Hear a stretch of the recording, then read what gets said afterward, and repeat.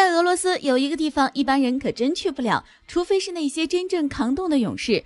这个地方就叫做雅库茨克，距离北极也才只有450公里。它能冷到什么程度呢？正常人零下20-30度的天气，脑瓜子都得冻得嗡嗡疼。而那里最低气温达到了零下71摄氏度，并且一年里有7个月都是冬季。如果这些数字对你而言还不够直观的话，那就来欣赏一下在这里最日常的操作。记住，千万别太大惊小怪，先放点青铜级别的好好过渡一下。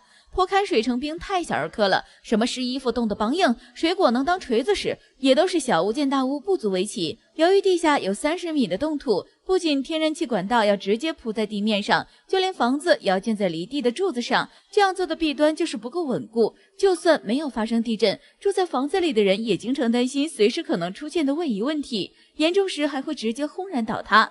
除此之外，